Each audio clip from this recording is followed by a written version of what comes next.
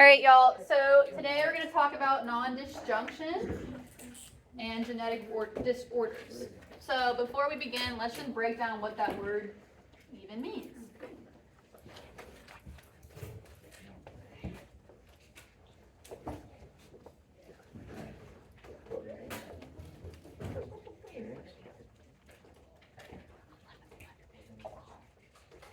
All right. So when we see the beginning here, non, what kind of words are coming to mind? Not. Anything else? Anything different? None.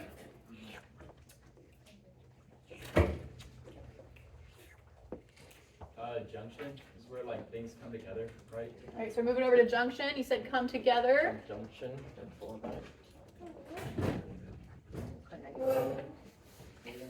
Anything else? Anything different? So we said non is not or none. Junction, come together. Doesn't this mean? Does anyone have any words that come to mind when you see dis here? Dislocate? Not. Not. They're just saying words with this in them. Like disrupt, disruption or like stuff. The definition can't have dis in it. The definition for dis can't start with this. We're not telling the definition. All right, so here's some words that we came to mind when we're looking at non-disjunction. So putting this together, we're seeing not, come together. So it's an error when we're looking at our cells and how they form and how they divide during meiosis, right? So let's begin with the PowerPoint. How do I put the, Oh, I use it. yes. But you should be able to wipe oil. I know she needs it on either way. I know. Okay, so let's do a little warm up before we begin our PowerPoint. So we learned that during mitosis there could be errors that occur. So turn and talk with your neighbor real quick and recall what that error during mitosis is.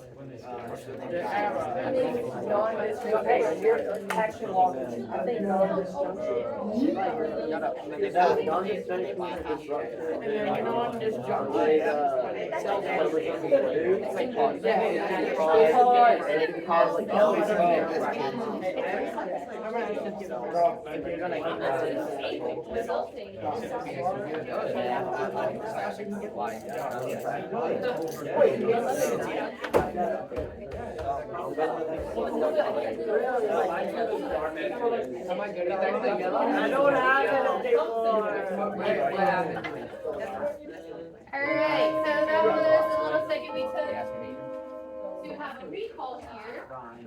Alright, so looking at mitosis, when errors occur, what do we call them? What's an example that we learned about? Keegan? Cancer, right? So that is an error that happens during mitosis specifically. And can someone define what cancer is for me? What's cancer? When the cells get to checkpoints and they grow too large. So they skip checkpoints.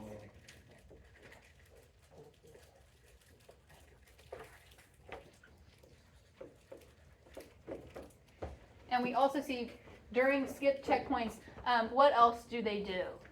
Ross? They grow like uncontrollably. Right.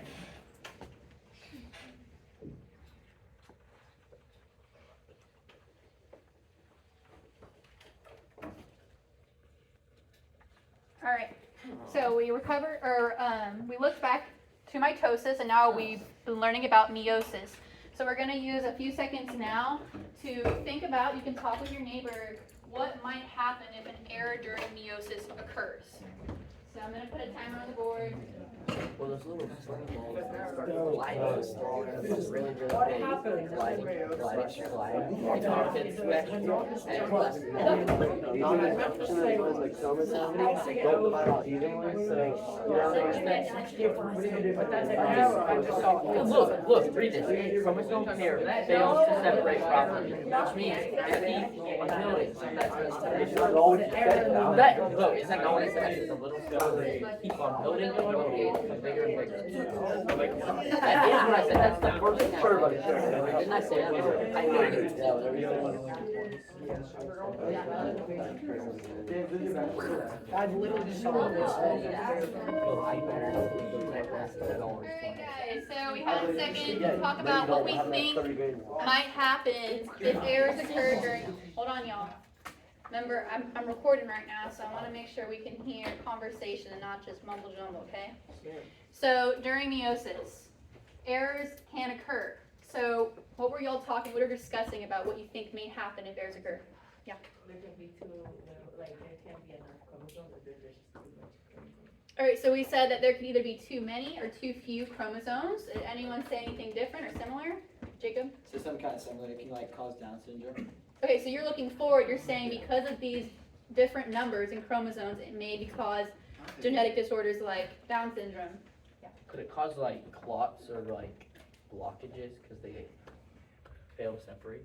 So this is, again, cells, microscopic, itty bitty. So this is gonna be at a cellular level, right? But yes, you're saying there is gonna be something that goes wrong during the process when the cells do split, right? Anything else anyone wants to add? Great, so that was a good intro to talk about,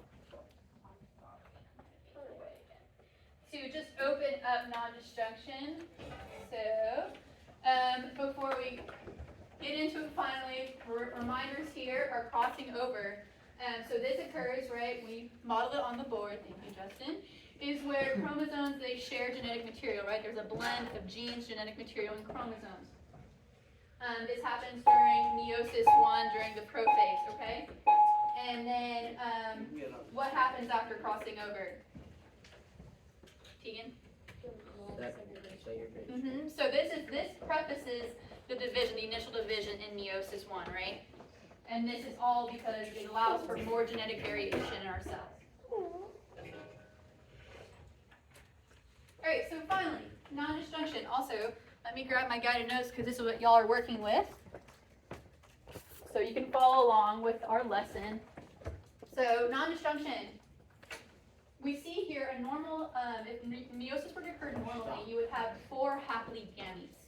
What are gametes again? What's another word for gametes? Sex cells, right? So non-disjunction specifically occurs when chromosomes, the pair, they fail to separate properly, right? And we talked about, I forget who mentioned that they thought non-disjunction might be where a cell has either too many or too few chromosomes. So if a gamete either has too many or too few chromosomes, what could be an impact on that? Tegan?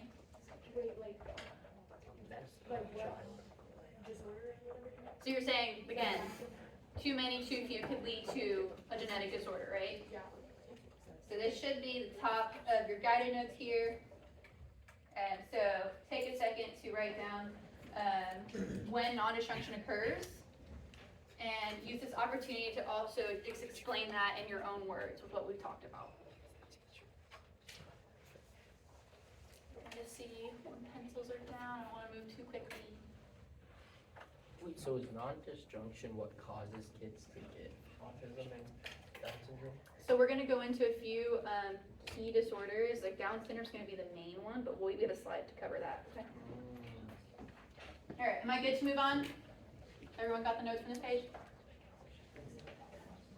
Wait, it's too many or too few chromosomes? Mm-hmm. Wait, can we go back and look at that?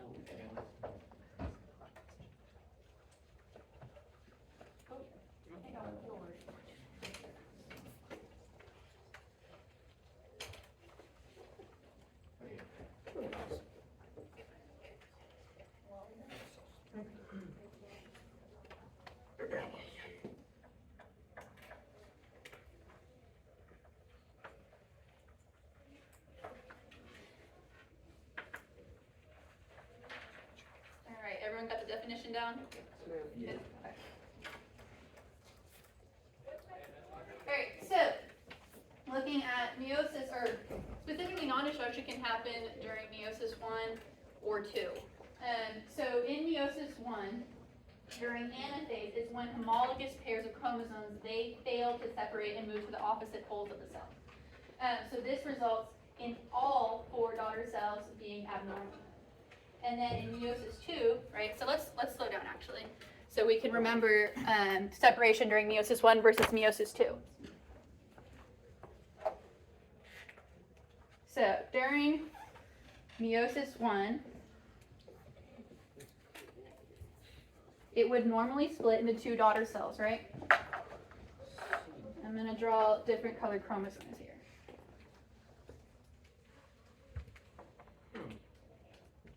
So normally it would show a homologous chromosome in there and homologous chromosome here. But if non-destruction were to occur during meiosis 1, you would start with your parent cell. It would still split into 2 daughter cells. However, the daughter cells would look different. So non-destruction would occur, meaning that one of my cells doesn't have any genetic information, no chromosomes here. The other has extra here. I thought there was crossing over in that stage. I just, for specifically, yes, but I'm just trying to, Oh. yeah, don't forget crossing over does occur, but I'm just trying to move along with our presentation here. So this would be during meiosis 1. Then in meiosis 2, so again, failure for these homologous chromosomes to separate is meiosis 1, non-destruction in meiosis 1. During meiosis 2, it's the failure of sister chromatids to separate. So let me. So let's say it occurred, meiosis 1 occurred normally here, and then going into meiosis 2, you would have the 4 haploid daughter cells normally. In this process, we'd say maybe some of the cells look normal, but here, let's say non-destruction occurs and these sister chromatids don't separate. So again, I have a cell that's missing genetic information. This looks normal, right? This has too many. This has not enough. Wait, this is in meiosis 2. So on the board, right? Meiosis 1, during anaphase, you have homologous chromosomes. They fail to separate. Versus meiosis 2 is when your sister chromatids, they fail to separate. So that should be in your guided notes there. And I believe there's a question on that. Did everyone get information from this page here? Wait, where? Jacqueline, yeah. So it's only like 50% of it affected. What was that? Isn't it only like 50% of it affected then? So Only half of it. there's a note in here. So remember during meiosis 1, we had a cell that had too many and a cell with nothing. So if non-destruction were to occur during meiosis 1, all of your cells would be affected. Versus if non-destruction happens during meiosis 2, look, I still have 2 normal ones here. I have one with nothing and one with too many. So there is a chance here, and I think that was one of the notes too. If it occurs during meiosis 1, all the cells are affected. If it occurs during meiosis 2, again, you still have some normal guys here, but ones that look a little different.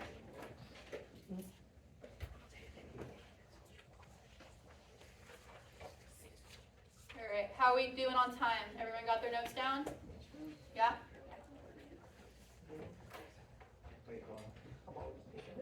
All right, so we talked about if a cell has too many or too few chromosomes because of non-destruction. So in the case that a gamete, a sex cell that is produced during meiosis, if it has one less chromosome than it should, that is called monosomy. So an example of a genetic disorder where an individual has one less chromosome than normal would be Turner syndrome, right? Because how many chromosomes are in a human? How many do we have? 46, right? So we have 23 pairs, 46 chromosomes. So an individual with Turner syndrome, they only have 45 chromosomes because non-destruction occurred. So this is in Turner syndrome here. If you look at this person's karyotype, you see they're missing a sex cell. They only have one X chromosome. All right, everyone Everyone knows what monosomy is? Wait, which one's monosomy? So monosomy, mono, right? One, so they have less than what is normal. And then Turner is Turner? So Turner is an example of monosomy. So what is Turner syndrome? So Turner syndrome, it's dealing with your sex chromosomes. So it's an individual that only has one X chromosome. So they're female, but they have different characteristics than someone that had two X chromosomes. That makes sense? Wait, so does that impact the person without the sex chromosome at all? It would, and I think we have a slide on it that might go a little more in depth on Turner syndrome. Is Is it real? that when people are Is it infertile? rare? Yeah, a lot of these genetic disorders, right? Because a lot of times cell division, it goes on without a problem. But there are these cases, these instances where people have these genetic disorders, right? Is that, so there's like, does that make them infertile? A lot of times when you have disorders dealing with sex chromosomes, it does affect their fertility of the individual. Alright, so now we're going to move into a case where the cell or the individual has more chromosomes, right? So we saw monosomy is they have less chromosomes. Yes, Keegan? So you see here at the bottom, it has, what are the results? Gametes end up with too many, too few. So we're moving into the case of when an individual or a cell has too many chromosomes. So here we just looked at monosomy, right? They have less than normal. Trisomy is when a gamete has one more chromosome than it should. And so an example that we're going to keep going over and over and over again is Down syndrome, because the EOC, they like to test on this, right? Yeah. And So- what is Down syndrome? Down syndrome, so again, it has some different like facial characteristics you'll notice in the person. It also affects their height sometimes, and their learning capabilities. It's a very, out of the genetic disorders we're going to talk about, it's more common, but even then, not in the general population, if that makes sense. And so here, we're looking at Down syndrome, individual with Down syndrome. If you see their karyotype, right, it shows the 23 pairs of chromosomes that are, yeah, Jacqueline? Is this like genetic, like if someone were to have that, like if someone like, is that like, can that So if it's like common in a family, there's a greater chance that an individual's child may have it, but it's not guaranteed. So here, we look at this karyotype, right? I see my 20, well, I only see 22 because they left out my sex chromosomes. So I see 22 pairs of chromosomes here. On the 20, oh, what did I do? Okay, on the 21st chromosome, instead of seeing 2 chromosomes, I see 3 here. So that's an example of trisomy. Does everyone see that? So, why do a lot of people with Down syndrome kind of have the same face? So remember, you're having the influx of genes, right? You're having a full extra copy of the chromosome on the 21st one there. So it's just because of those extra genes, you might have some of these characteristics that you see in these individuals. So it's going down to a molecular level, a genetic level. All right. Everyone got everything from the slide they needed? Good. All right, so there are ways to detect if a child has a genetic disorder. And so one of the examples is that, well, let me back up. Is everyone familiar with the term a gender reveal? Yeah. Right? You like to see those crazy parties that they throw? Something's, Yep. They don't always go to My third grade plan. teacher had one, but one of the kids decided to sneak into her room and decided to pop all the balloons early. oh, okay. The whole thing got spoiled 5 minutes before it was supposed to happen. Alright, well that's a failed attempt, but, Evil. alright, hold on y'all, let's bring it back in here. So gender reveal and this genetic testing, it kind of happens in a similar way, where they're able to sample the membrane around the fetus and understand what's going on inside. So these are the chemical tests that are doing, and also karyotyping is performed to see what the baby's genetic makeup is, what it looks like. We can also use ultrasound, use the waves to kind of look at the image of the child. So remember during, if an individual has trisomy 21, if they have Down syndrome, they have some of those unique characteristics, facial characteristics, so that also could be a way to see that this child, unborn child, may have Down syndrome.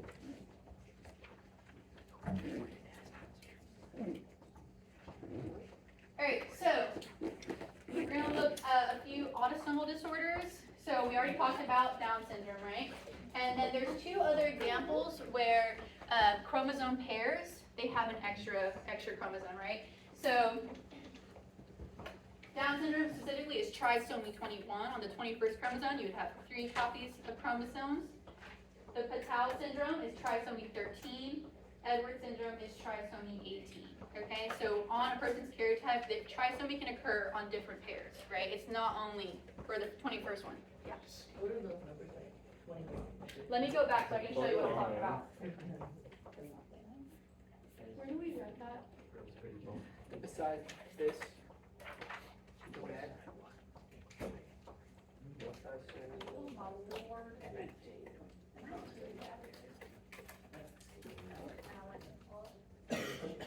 Okay, so to answer Jacqueline's question, this is a karyotype. It's an image of the person's chromosomes. So we see here on the 21st pair here, the individual has 3 chromosomes, right? So that's where we get trisomy 21. You're basically labeling it where it's occurring. But we also saw it might be trisomy 18. So on the 18th chromosome pair, you have an extra one. Does that make sense? So it's not just Down syndrome is a common one, but it also can occur on different pairs of chromosomes. Yeah. Do you know if this will be on our test? What exactly? Do we have to know that Turner syndrome? So is- I'm just giving you some other examples, some world examples, but like I said, mainly Down syndrome is going to be the one you're tested on, okay? And for clarification, what I would say is that on your test, they might give you a scenario of Turner syndrome or Klinefelter's or especially Down syndrome, but it's not the actual condition. It is if you see that there is an extra chromosome, is it trisomy or monosomy? If you see one less chromosome, is it trisomy or trisomy? It doesn't matter, tomato, tomato, or monosomy. Does that make sense? So we can't get lost and distracted on the types of non-disjunction that you are seeing. You will need to be able to determine the type that is occurring and why. Does that make sense? All right, just wanted to clarify so you're not nervous for Thursday. See, you question? So, guys, also, Keegan has a question about the guided notes. So these are more so just to get the key takeaways from here. Obviously, the PowerPoint is going to have more information than what you're going to record on here, but it's again just so that you are exposed to this kind of stuff, okay? Are we all good on that? Move on? Jacqueline, did that answer your question? Okay. Alright, so again, some examples of autosomal disorders. So we talked about Down syndrome. It's where an individual has 3 copies of the 21st chromosome. And again, we can do testing before the baby is born to see if they have Down syndrome or not. Again, this is one of the more common, again, I use that term loosely, one of the more common genetic disorders, with about 1 in 900 children born with it. And then also too, just in terms of the mother, the likelihood of a child having Down syndrome increases as the mother ages. And then some of the, again, examples that we talked about, or the key characteristics, you see a lot of the facial characteristics, you might see their height, their learning ability, stuff like that. And again, this is a disorder that doesn't have a cure. Am I moving too quick? Good? Okay. Alright, so Patau syndrome, Edwards syndrome. So with this, again, this is an example of trisomy. So too many chromosomes. Some examples are what you said. The person with these disorders, they have cardiac abnormalities. This is also a very severe condition. And most of the infants that do have this disorder, they do die very young. So like we can see that Down syndrome isn't a disorder that individuals have and they can live a long, happy life with. Some are more harmful to the individual, okay? Can you survive, or like, is it like you? It's not very likely, again, because there's some things when you have too many or too few, the chromosome genetic material, you need that to sustain life. So it's not always well for the person. Gracie? Are we on number 5 of why does it matter? Like half? That's gonna be more at like the end too, just like a recap. So y'all work at your own pace with the guided Like, notes. have kids survive and like live from these things, or like? I'm unsure, but I can look up individuals that may have lived longer than early childhood. Alright, so we just talked about autosomal chromosomes disorders, right? Big example is Down syndrome. Now we're going to move on to sex chromosomes. So before I do that, autosome, I just want you to relay the information. Referring to autosomal chromosomes, that's doing our body chromosomes, right? That's genes that maybe determine our hair color, our eye color, our height, our skin color, things like that. When moving to sex chromosomes, that's dealing with XY, right? That's the 23rd pair. Are you a woman? Are you a man? So these are disorders that affect those chromosomes specifically. So Klinefelter's, Turner syndrome, and then Fragile X syndrome. All right, and then also too specifically, we can have disorders that lie on the gene itself. So common examples would be cystic fibrosis, hemophilia, sickle cell anemia, and then the last one, I'm not going to pronounce because y'all probably laugh at me. So we'll just go through a few of these examples. Yeah, I was like, I'll use the acronym. Alright, so real quick, cystic fibrosis, it's a recessive disorder. It's where the mutation stops the production of lung cells and pancreas cells. You have thick mucus bacterial infection in the lung. This symptoms here, they're pretty detrimental to the individual. It's more common in Caucasians. And because of that, because it is more detrimental, it does affect the individual, and they usually have a shortened life expectancy in that. Sweat test? What is that? So there's different ways to test for these different disorders. It can be done before an individual is born, right? Like how we saw, they can do ultrasound waves, they can test that membrane. Here, there's just different ways that we can tell, because sometimes these individuals are born looking healthy. So we have to go a little further in to see if this individual, may have it, may not.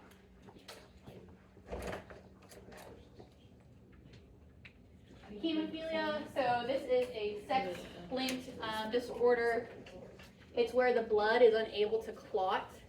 So it can be bad if you get injuries, right? Because you can't stop yourself from bleeding. It's more rare in females. And then there are ways to kind of help the symptoms of it with injections to help with the clotting. But it's a very expensive treatment. Yeah, Jacqueline. Would you only know if you have, you have to give birth, or would you know when you start bleeding?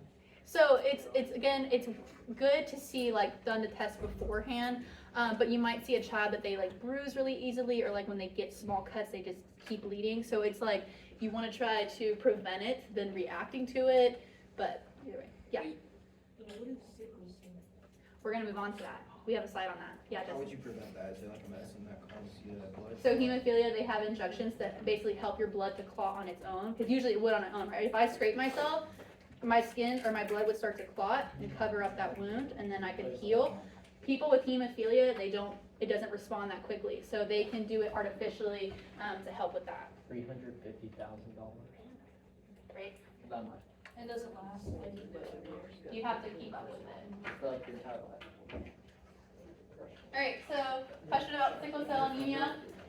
So here you see a normal red blood cell, right? Looks like a disc shape. Versus we have a sickle cell here. It's more of that curved looking one. Looks like a sickle. That's where they got the name from. So it's a mutation in the blood protein. This can be done through tests as well to screen those cells to see if the individual has it.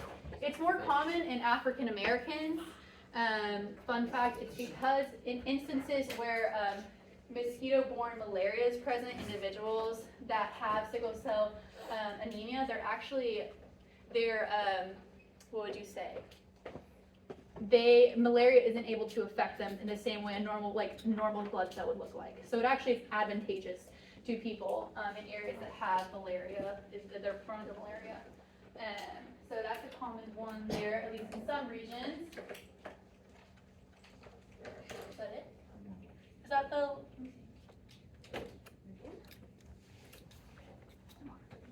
Yeah, PKU should be, Oh, okay. yes, it's a little I keep fighting with this wonky today. How am I gonna...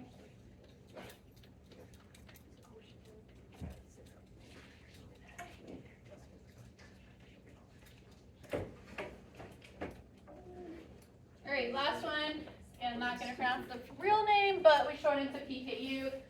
So this disrupts the function of enzymes. So it can lead to, again, poisons in the brain. So you see here, individuals with this, they may be more prone to epilepsy. And then also too, these are, screening is done in newborns, again, because they look normal, they look healthy, but they will prick the heel to test for it. It's more common in Caucasians, but even then, it's 1 out of 10,000 individuals have it. Again, so some of the, not necessarily cures, but individuals with this disorder, they prescribed a low protein diet for these infants, for these children. So that should be the notes for today on non-disjunction. We're now gonna, yeah, what's that? What's, Klinefelter? So Klinefelters, I don't know if it was in this specifically. This can be an example where you're gonna probably see it in your lab today, and also too, you can just research it a little bit. So again, the main disorder that we talked about was Down syndrome, right? So the one that you're probably gonna see most on the test. Again, too, then looking at monosomy versus trisomy. So, thanks for doing the notes with me. We're gonna now move on to our lab today. So, Ms. Pilgrim, if you could pass out the notes.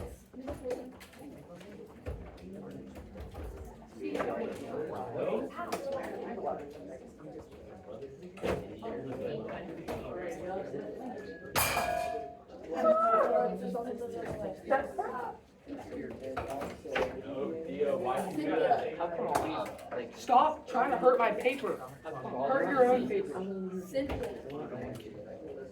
All these diseases are on my control. It's right except for one.